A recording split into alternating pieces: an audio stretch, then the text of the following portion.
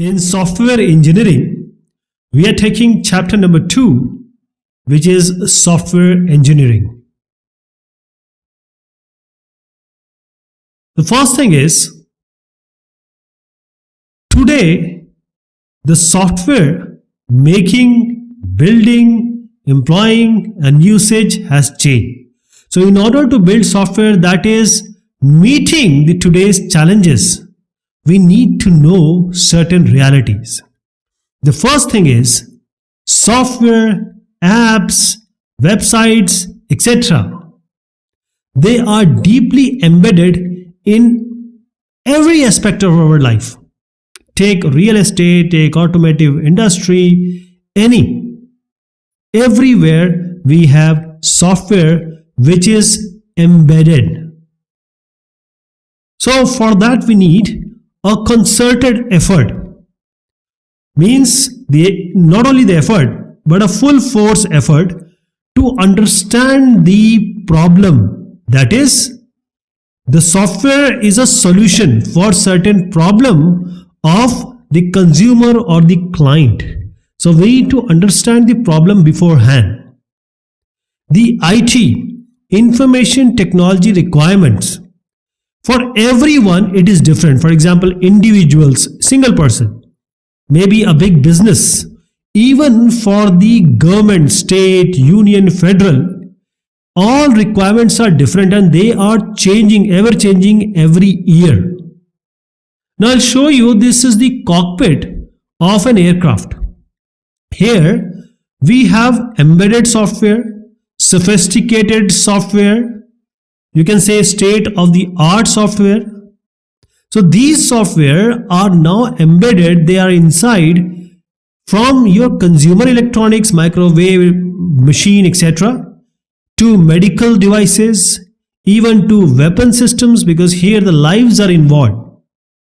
That is very small thing, even bigger thing. That means the design becomes a very important activity. Software design. So this is a picture I wanted to show. So here is some catastrophic failure. This can be a result of anything, but we don't want it to fail because of our software. That is, if the software fails, the individuals, people, the enterprises, some may experience very small, very minor inconvenience. Okay, they might not be worried about this. But sometimes if you see this picture, it may be catastrophic failure. That is, people will die. That is, your software should produce, give, exhibit high quality. Quality is the key. So as the users are increasing, the software apps people are using, so the requirement or the demand for adaptation, because user base is all about people. You are making for the people, by the people, for the people. So the software or the apps need, or they ought to be adaptable. That is, this software may be made so that it can adapt and also can be enhanced as per user requirement. That is, the software needs to be maintainable. Maintainable means the change, configuration, management, all should be there. Software will change every time. So why we are discussing this? What is the conclusion? The conclusion is simple. That is, in any field of life, application domain, software is there. So this software needs to be engineered. You cannot just make as a final year project of your engineering, or say of your class, your standard, you say 11th or 12th standard. You have to make it proper engineered, following a proper approach, giving quality, giving the solution for your customer. That's why we are reading and learning software engineering. So just now I said quality and maintainability, they will only come when you make a good design, all will depend upon the good design, maintainable, adaptable, enhanced. All this will come from design. And before you start, understand the problem first. Before understanding, if you start giving exam and don't understand the question, will you be able to give the answer properly? I doubt.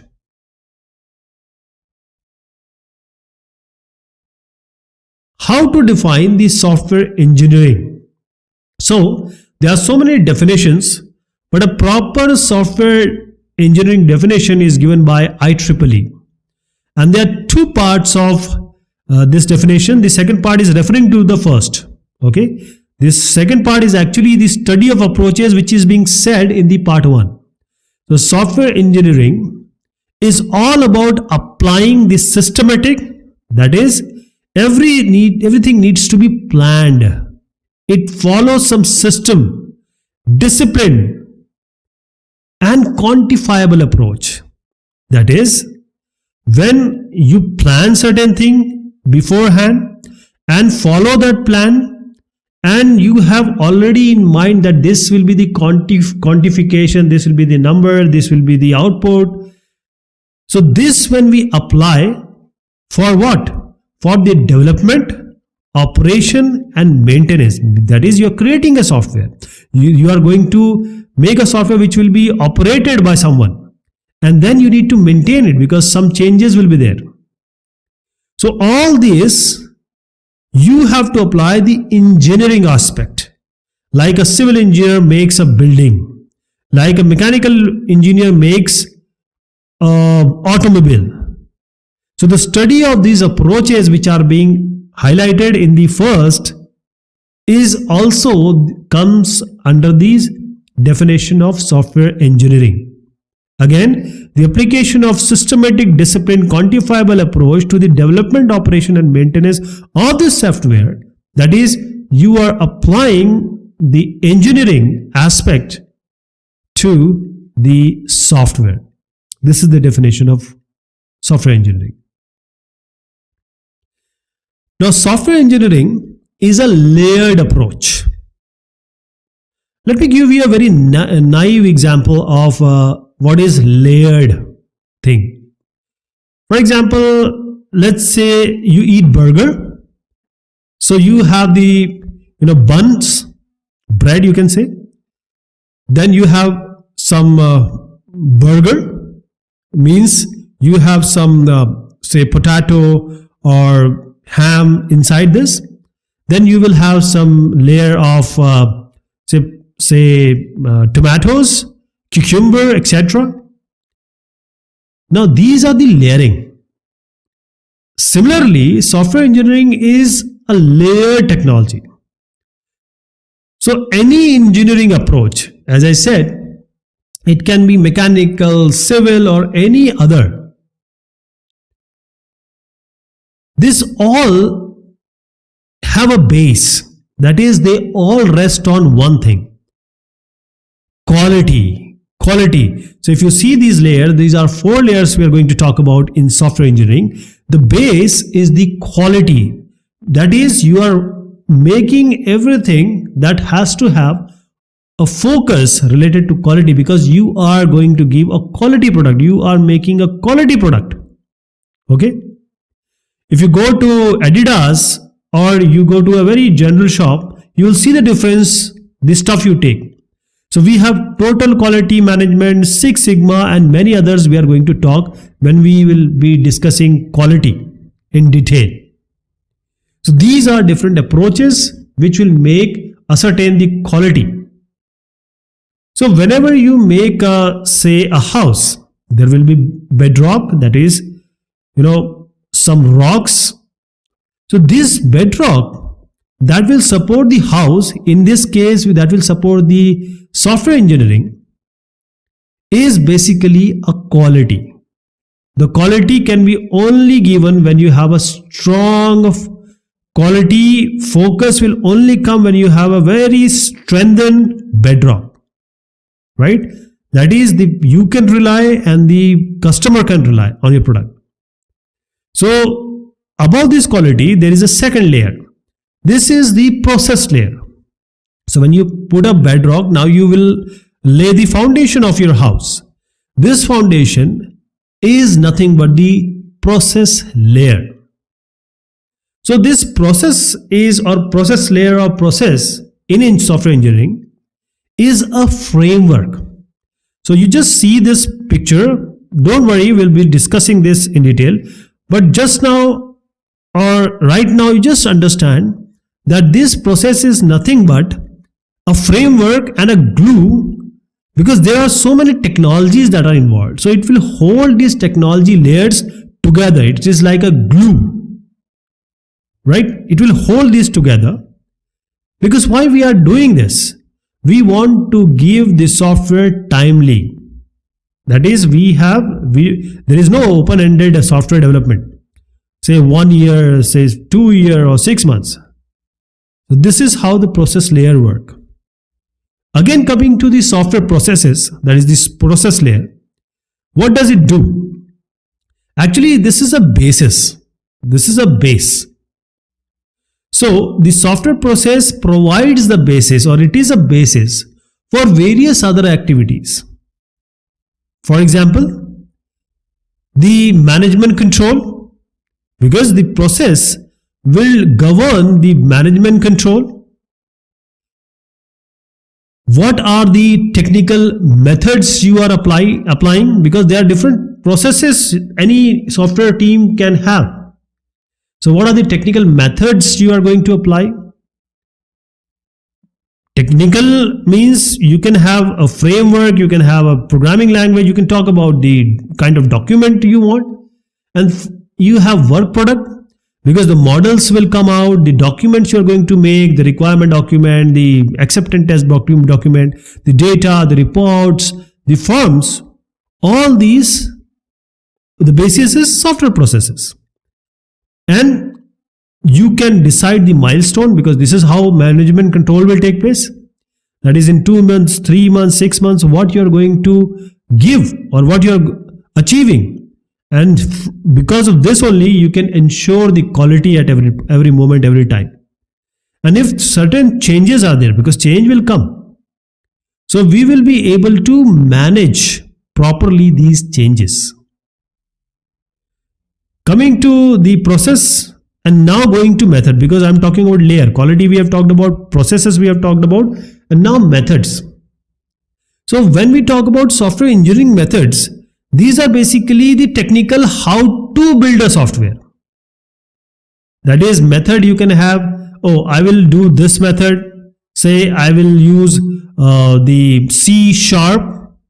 Somebody says Python. I'm talking about programming language, but this programming language is going to work with what? With which hardware?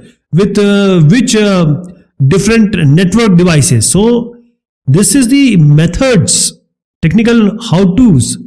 Because ultimately you are building a software. For that you need technical aspect, the programming aspect, the software aspect.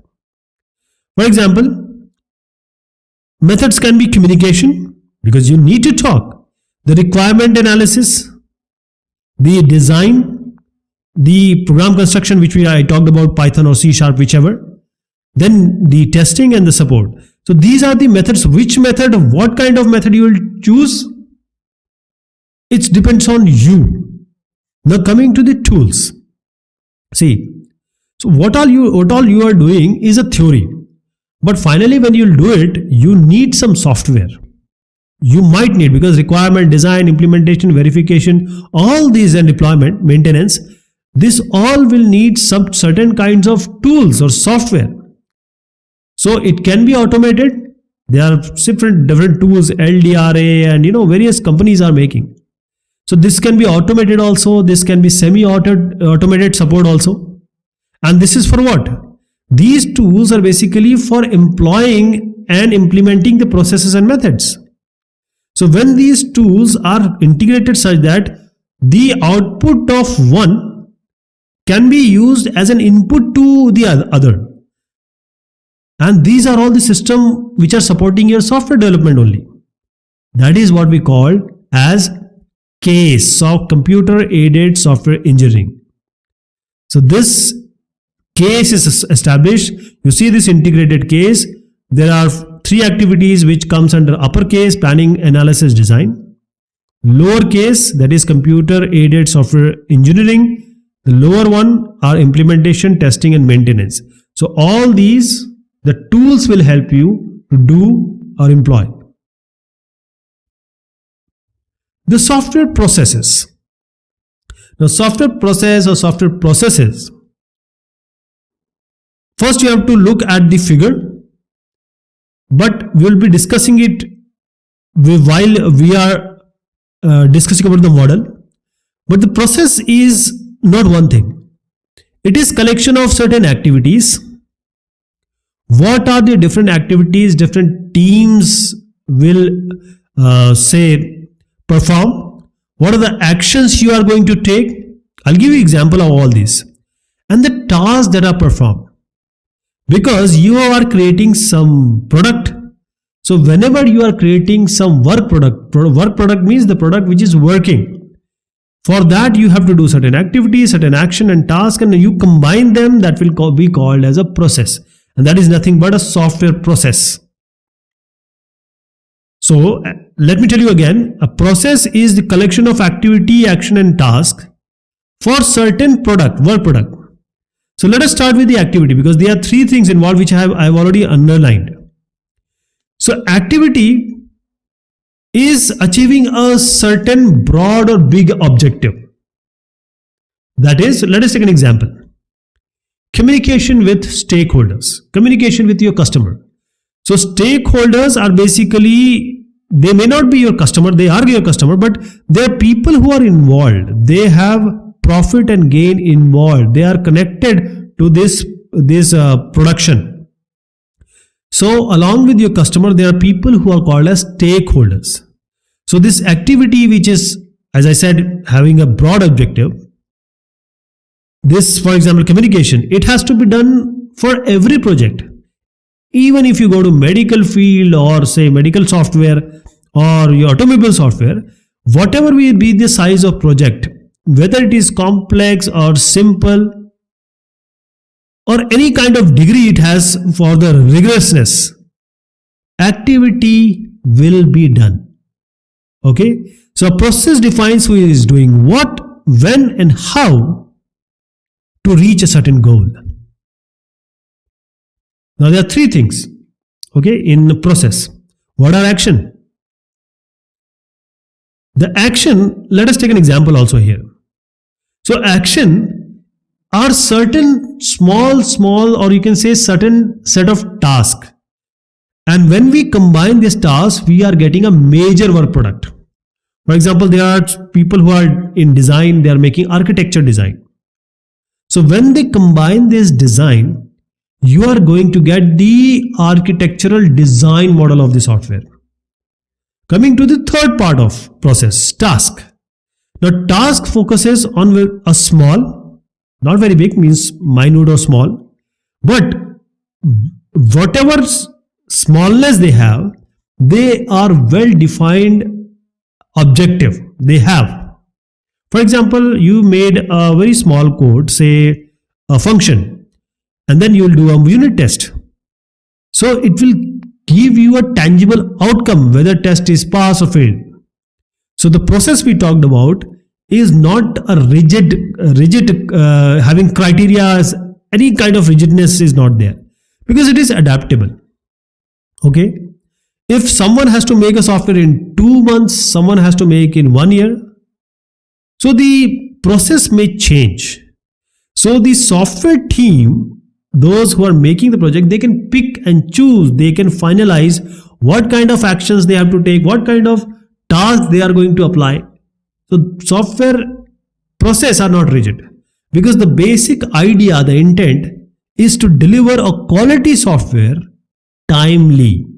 Not just timely delivery, but with the quality aspect.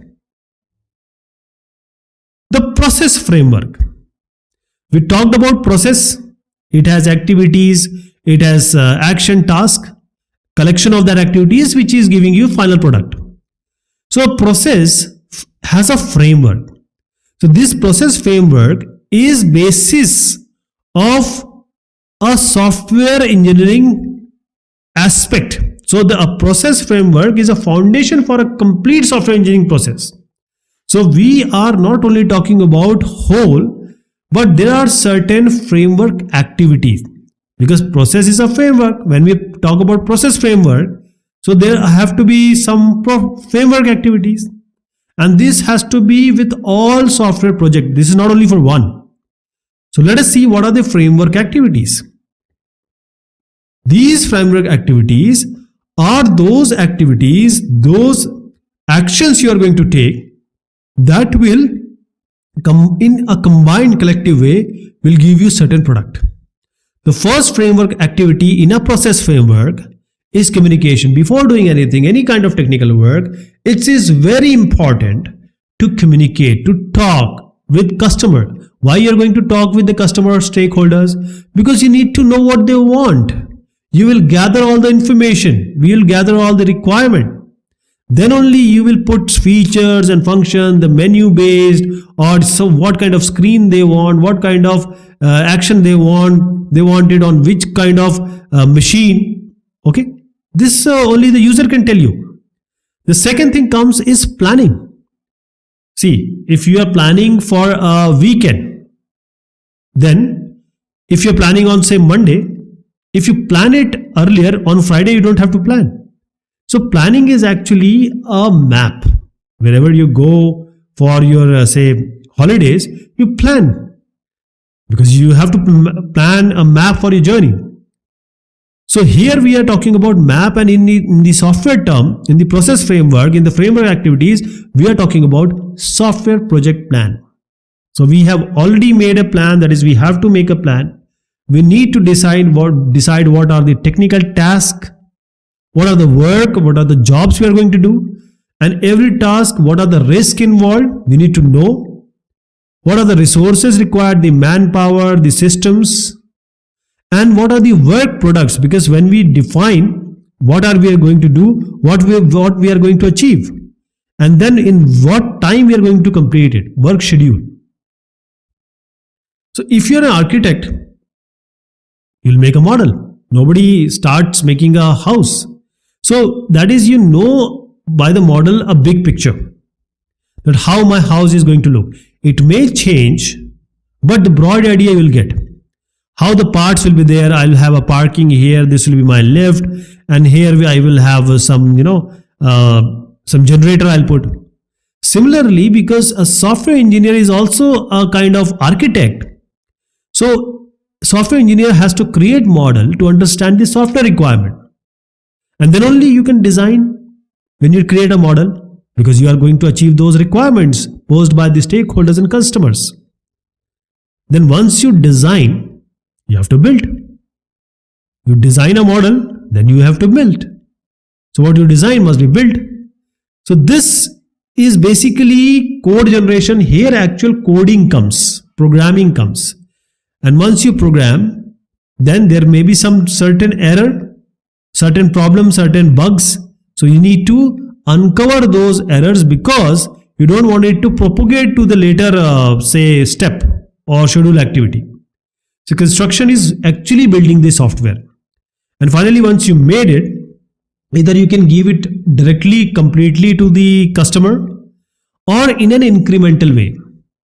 So in an incremental way or a complete way also, you are giving it to the customer, because you want the customers to evaluate, to judge the software and provide you the feedback. Oh, I wanted this, you have given this, please change this. So these are the deployment activities. You are giving the customer to get the feedback when they evaluate it. See, software process for different case will be different. Please remember. But the framework activities which I just told you, they will remain the same. They won't change for big software, small software, app, or even for website. For various projects, we have seen that these framework activities we just talked about, these are applied iteratively, that is in repetition, as the software progresses. So deployment, construction, this can be done again and again. It is iterative. because the iteration is a kind of increment, because once you iterate, you will add up sum to the software, say X, you are adding now Y, you are adding now Z. So you are making a more complete software. Whenever we talk about process or whole project, we have to talk about certain activities which are going on till the start to the end, which are called umbrella activities. What is an umbrella? Umbrella saves you from rain, getting wet. So, in software engineering process framework, because we talked about the process framework, all these activities which are going on, whatever process you take for software engineering, there are certain activities which are going on, or you can say they are complementing the basic process framework activities, and these are called as umbrella activities. As I said, from the inception of the project till the end, till the deployment delivery, these all activities, umbrella activities, are applied throughout. That is, the software team now can manage, can control the progress, can define and ensure the quality, can implement the changes and record the changes, and also risk management can be done. So we'll see one by one all these umbrella activities. The first one is software project tracking and control. We are talking about if you see the figure on the right, it's a kind of umbrella which has been cut into certain triangles. So this team which is dealing with this software, so the software project tracking and control is all about the team which is abiding by the project plan. PP is for project plan, and taking action to maintain schedule, because 2 months delay, 4-month delay should not happen. Next thing is risk management, because risk is always there in life. Everywhere there is risk. So we have to assess the risk, because the quality and the outcome of the project, if this risk is going to affect it, the software team should know it and to do certain actions to minimize it or to remove it, to nullify it. Because any risk which is left unattended can affect the quality of the product, right? This is the risk management. So this is also an umbrella activity. Now comes the main part, software quality assurance. So if you see here, this is quality assurance, and this was the first one, project tracking and control. Then we talked about the risk management. So software quality assurance, first the team or the software people should define what is software quality, or what are the ways they are going to ensure the quality, and then conduct activity to do certain things so that they can ensure that the quality is maintained. It can be, say, some reviews, it can be testing, technical reviews kind of thing. So the software quality assurance, it's not only software quality, but it is assurance. That is, this particular quality will be maintained. The next, which I just mentioned, is technical reviews. So whenever we write a code, what we'll do? We'll do the testing. We'll uncover the problems, remove the problem. But here, the technical review is also a good way to assess whatever is the outcome, that is the work product, to find out the error. Because if we don't remove the error, they will be propagated to the next activity. So if you're a coder or a program manager or a lead, there are people who can sit and can look. It can be over the shoulder, it can be discussion on the PowerPoint presentation. So the technical reviews is a good way, to find out the error and to remove it. Next thing which comes in umbrella activities is measurement. See, everything has to be measured, and it is being measured how? Because say 1 million pounds or dollar is given to you for a project.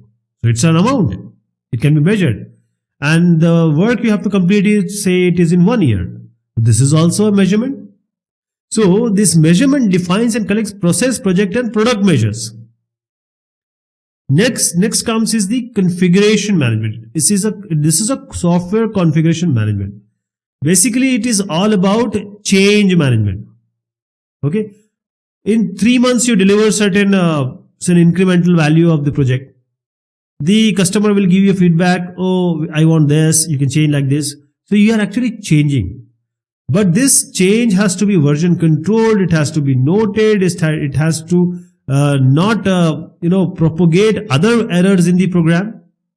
So this is change management. Next comes the reusability management. So before we start, even say if you are having a company, you know that if you are writing a code, say for a transmission control protocol, TCP protocol, okay, some connection kind of thing. Now in any other project you might need this code, so why to reinvent the wheel when you have already written this code? So the reusability, we need to define a criteria, certain rules, regulation or the idea so that you may reuse the product. That is the software components we are talking about. So these are the umbrella activities we are talking about, and now comes the work, product, preparation and production. That is, finally you have to give product. But in the software engineering practice or activity, you also need to create products which are beneficial for the project completion, timely completion. So it can be models you are creating, it can be documents you are generating like the test cases or the software requirement specification, the logs, the forms you are generating, the list. So the list is long. The list of lists are long. So this is how we talk about umbrella activities. Process adaptation. So process is all about what you choose as a software team or a company or an enterprise, what you are going to adopt. So from the start till end, if you follow a process, you see on the right I am showing you the process also, but we will be talking about that later. But here I am talking about the adaptation. Adaptation means the flexibility, the agility, the adaptability.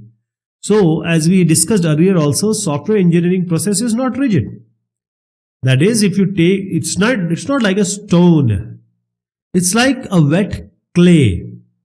That is, the shape you want, you can give the shape. That is, software engineering process are not rigid. It's up to you. These processes are agile. Agile means quite flexible. Adaptable means according to the problem, according to the project, according to the team size, according to the organizational culture. These software engineering process can be changed, adapted. That is the adaptability of the process you choose for the completion of certain project.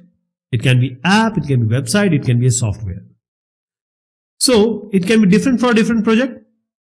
So what does it mean that the software process you take for one project can be different for another project? I'll give an example. Let us take an example of Facebook. Now it is the parent company is Meta.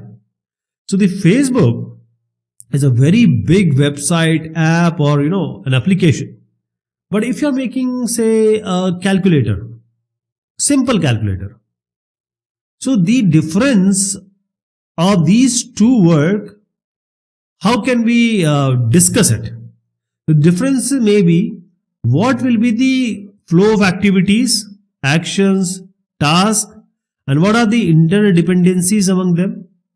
See, the flow of activities for the making a Facebook or say a YouTube, the action task will be quite higher. as compared to when you are making a calculator, right?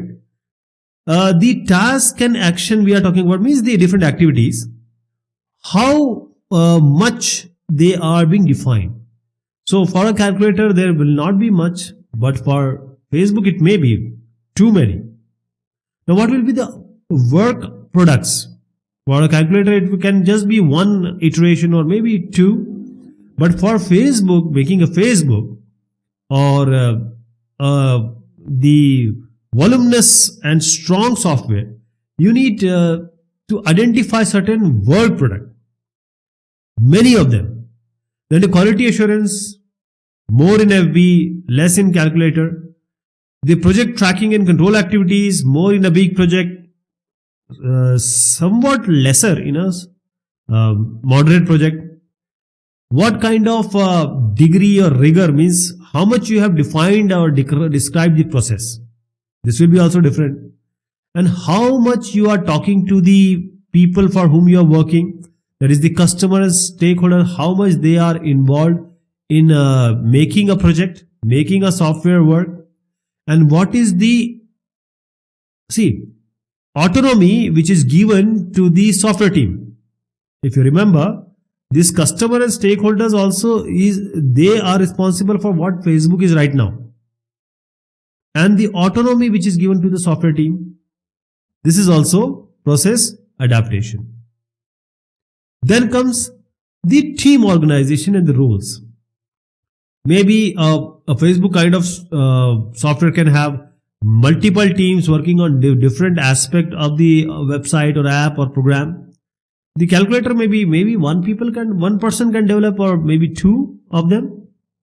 So this is all coming in the process adaptation because it is not rigid. Software engineering practice.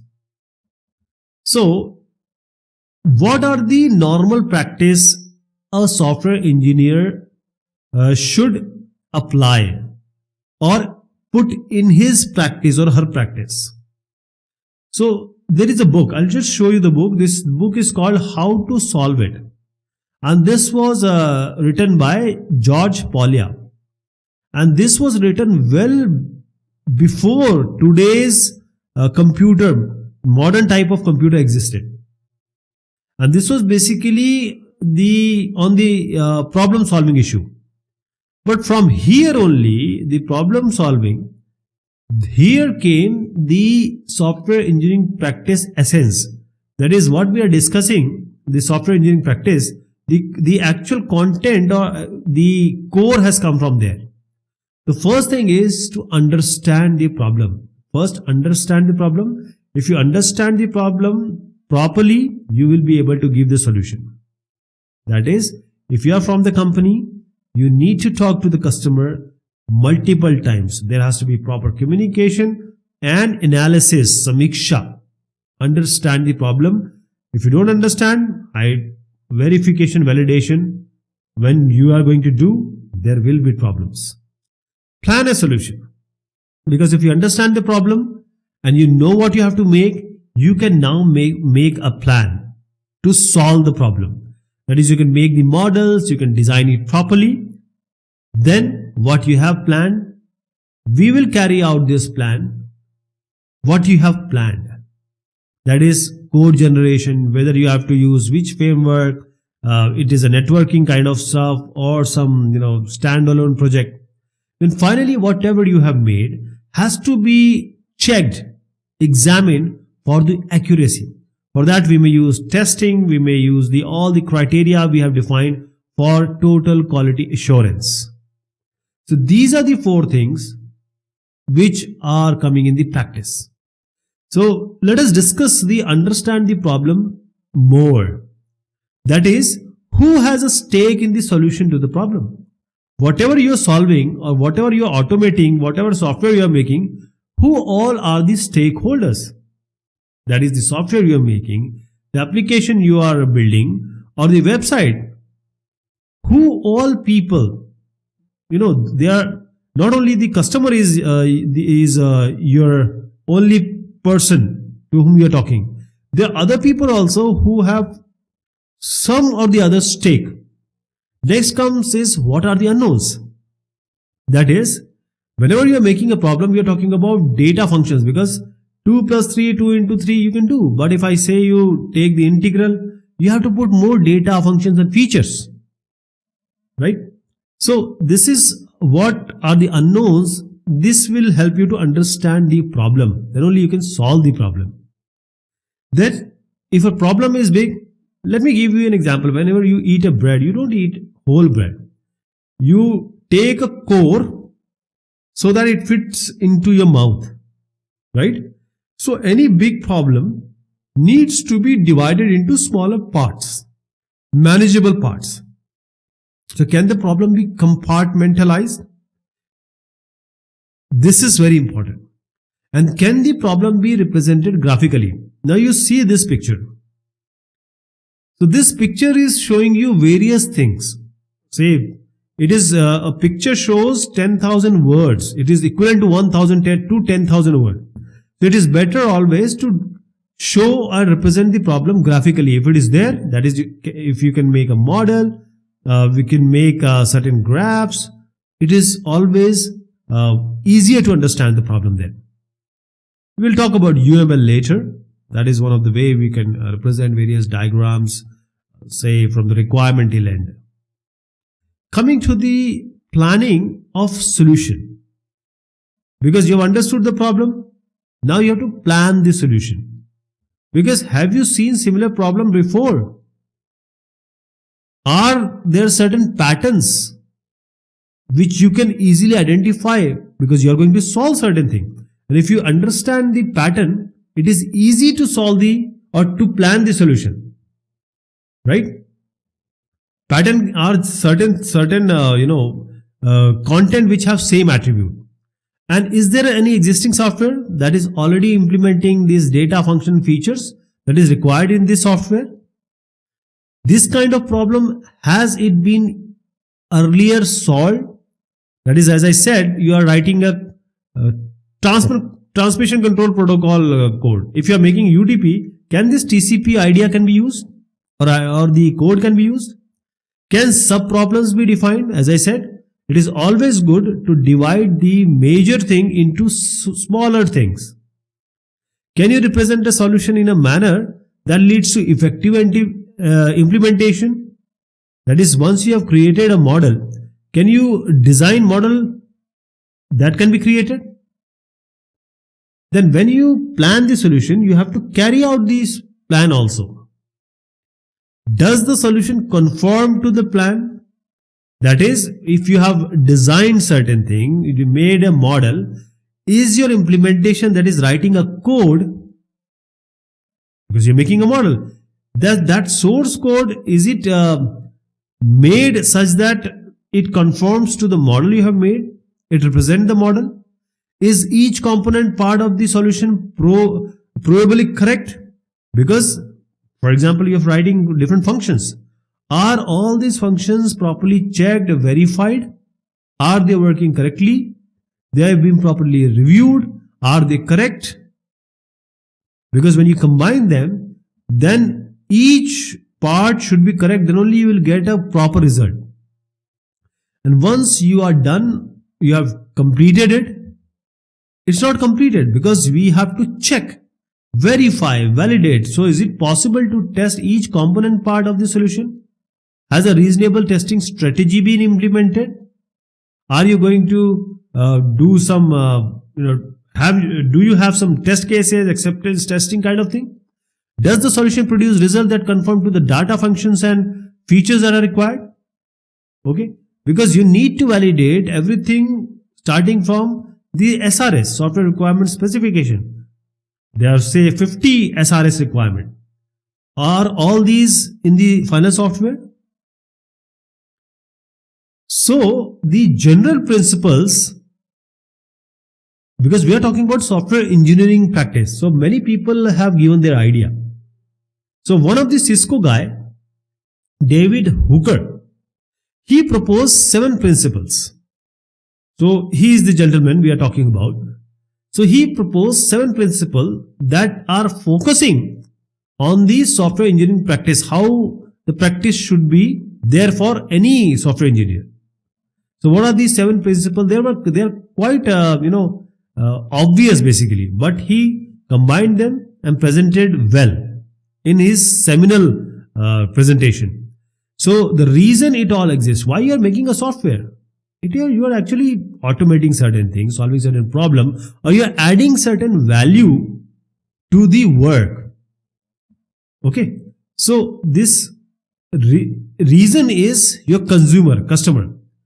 KISS means keep it simple, make it easy, maintain the vision. Sometimes what happens, in a race you start very fast, but by the time you reach the end, you're already fatigued, right? So here software, whatever you have thought earlier, the vision should be maintained so that you reach what goal you have finally thought. What you produce, others will consume. This is true for your consumer. You are making a software that will be used by certain consumer. You are making a code that will be maintained by some member of your team. Be open to the future. What do? Whenever we make a road, we just make 2 lane, one from incoming, one from outgoing. But now the houses are being made and the population have increased. What do? So initially you make 4 lane, and I am saying 6 lane, 12 lane, whatever lane is possible. So be open to the future. Plan ahead of reuse. You know that what you are making, don't reinvent the wheel, always make code again and again. Make a component, reuse it so that your work can be easily completed. And finally, all these 6 things which you talked about, think. The more you think, the more software engineering will help you, and you can employ software engineering in your work. Have you heard about a story or a thought which you already learned, that a shooting star, if you make a wish, then that wish is going to be fulfilled? There are so many stories, thoughts, teachings, untrue teachings which are there, and these are called myths. I talked about wish just now. So these are myths, and these myths are everywhere because we are people, we have feeling, we have thought, we are scared of certain things. So these are myths, and in software field also, the misleading attitude that have caused serious problems for the managers, practitioners, coders, planner, consumer, everyone, it is there. So we need to talk about these myths, and we have to know about the reality.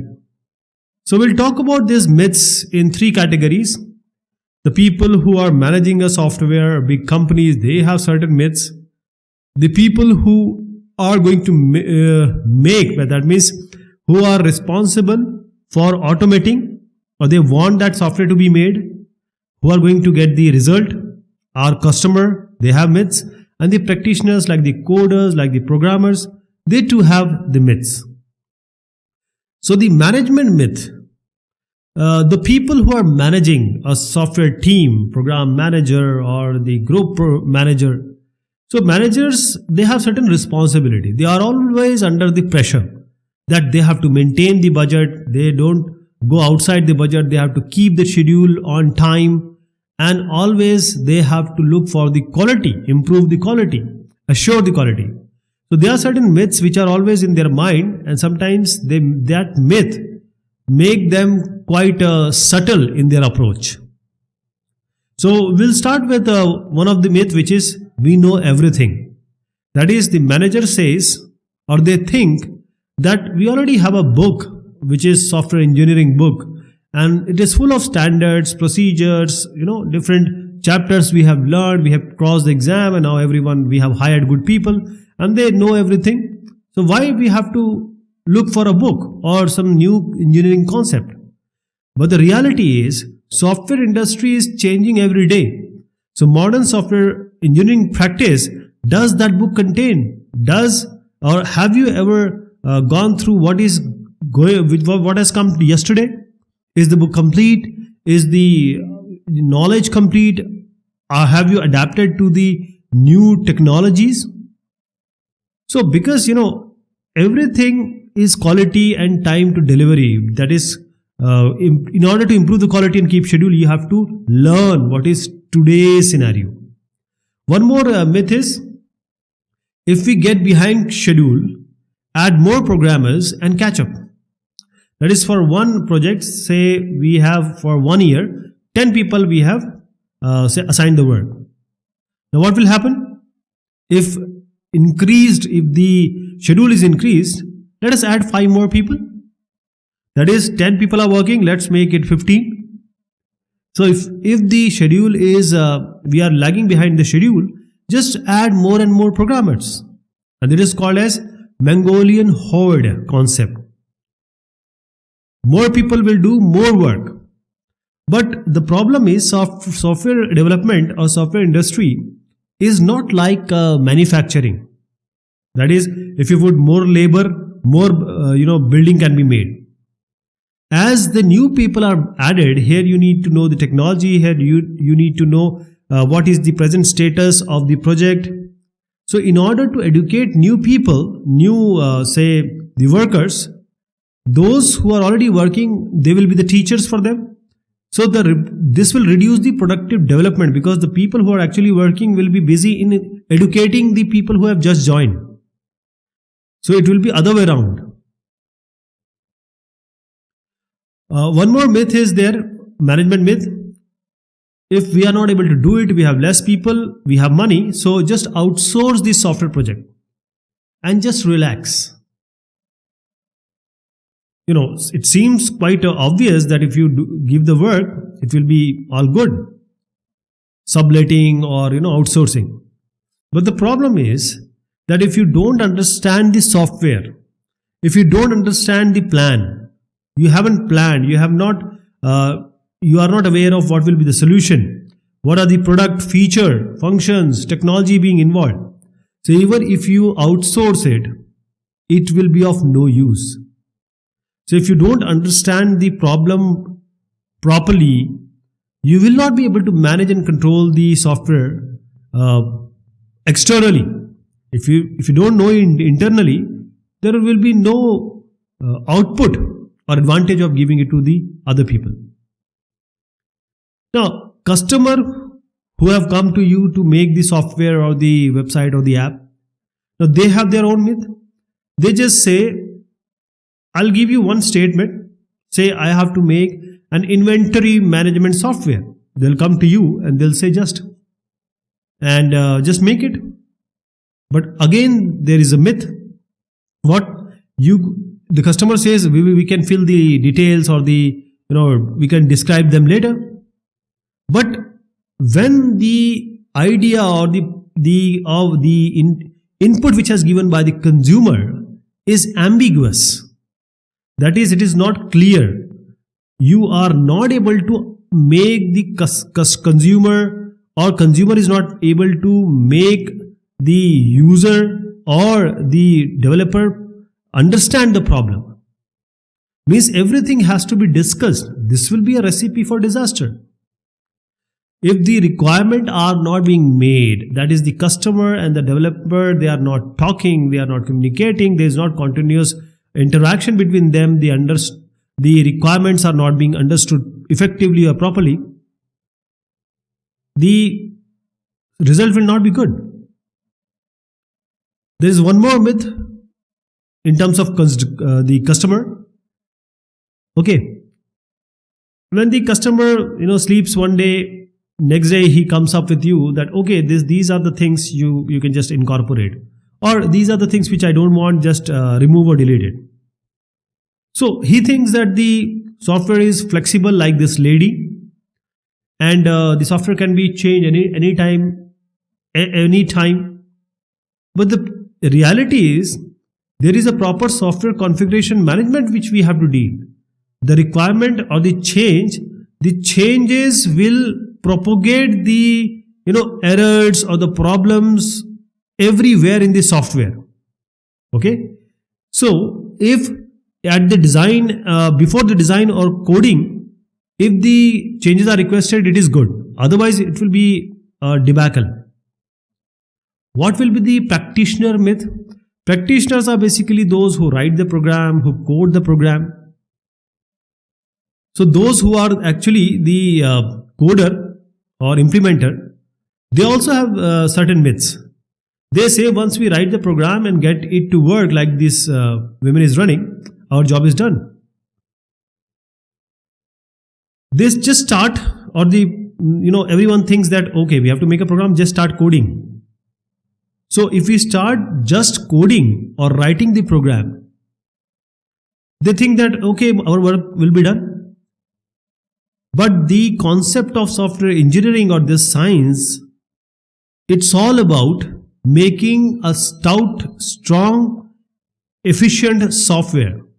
So the industry data has told us that 60 to 80% of our effort of this coding and on all the allied work will be done only after you give the first deliverable to the customer, not before that. Now there is one more myth. Until I get the program running, I have no way of assessing its quality. That means if I don't have a perceivable, observable software in front of me, how can I check the quality? How can I assess or analyze the quality? But the reality is, it is not always that the program should be made to test the quality. There are number of ways. Always testing is not the way. So one of the most effective software quality assurance mechanism is technical review. Show the team that this what we are planning, this what we have made, this what we are modeled, this what we have designed, and all these software defects can be reviewed, can be classified, and can be removed earlier. One more myth is the only deliverable work product for a successful project is the working program. Okay. Now this seems quite obvious. Yes, it has to be. But only deliverable is not your software. As software engineering has taken its roots in the software industry, because it is so important, the working program is one of the part. If you don't write software requirement specification, both the parties don't sign it. If you don't make the model properly, if the documents are not kept properly, there is not version control, there is not proper project plan. So these are all the work products. If all these are not being made, you will not have any kind of guidance. How are you going to make the software, support the software, maintain the software, deliver the software, change management? All these have to be done. One more practitioner myth is, this software engineering is a headache, because we have to create so many documentation, voluminous and unnecessary documentation, and ultimately it's slowing down the process of software development. But software engineering is not saying that you create volume of document. It's just saying that if you want to have a quality product, then, and if you want that the effort should be less in later part of your work or delivery or maintenance, etc., then you have to follow certain things. Quality will only be there if you follow the practice of software engineering properly. How it all should start. Now, the software or website or any kind of automation, this has just come, or this will only come from certain business need. Government, individual, organization, enterprises, everyone, for their automation and to be in the market, they need to make these things, and it's all business. So why do the software engineering practice come into the discussion? Is sometime I'll show you why we need it. There is an existing application, there is some error or problem defect, so we need to correct it. That is why the software engineering concepts are being used. There is a legacy software system. Now the environment has changed, technology has changed, we need to adapt it now. There is already an existing application. We need to add certain features, some functions, some requirement. So this is present scenario. So for that, this software will be made, or a new software will be made. For example, USB is there, 3.0, so 5.0 will come, 8.0 will come. We don't know. But the new technology will definitely be governed by the present app, software, and the websites. This is how it all starts, business. Okay, I'll give you an example here. How does it start? How does a project start? So there is a conversation between certain people here. So this is the scenario is certain people are discussing in meeting room. So this corporation or a company, this is a fictional company. So they are making product for consumer and commercial use also. Now this person is called Mal Golden. He is a senior manager or product development senior manager he is. The woman is Lisa Perez. She is a marketing manager. Now we have the other person who is Lee Warren, and Lee Warren is the engineering manager. He is Lee Warren. And then we have the vice president, executive vice president of the business development. He is called Joe Camilleri. Now what is the discussion? So Joe is, now in the conversation he is saying that, okay guys, I am hearing about certain universal wireless box generic, which you guys are planning to make. So this is what he heard. So Lee says, yeah, it's very cool. It will be the size of a matchbook, and there will be certain sensors attached to it. There will be a digital camera. It is going to work using the 802.11 wireless protocol. So the devices will be connected without wires. So it will be new generation of product. So Joe says, do you agree, Mal? Now Mal says, yes sir, the sales are flat now. We need to increase them. So Lisa and Mal has done some market research. And then they have decided that this kind of product which they are planning will be a game changer. So Joe says, how big it is? Mal says, tell him Lisa. So Lisa is now saying that we are going to make a new generation home management products which will be called as safe home. So it will have a new wireless interface. People will be able to control it by their PC or their mobile, and they can do turning off, turning on of their home air conditioner, all that kind of thing. So now Lee was saying that it is quite feasible and it's doable, and most hardware is off the shelf. So software will be the issue. So we have to work for the software. Now Joe says, okay, tell me the bottom line. So the Mal is saying in USA, we really need it. It will be a killer app, killer software, killer website. So now the app concept has taken shape. So Joe is now smiling. Okay, let's take it to the next level. This is how the software is inception take place. This is how things start for an organization. So this is how your role will come as a software engineer. You are going to make the software for them, app for them, website for them. So this is how a project starts, with a normal conversation in a company. Okay, this is all about this discussion. Thank you so much. Take care of yourself.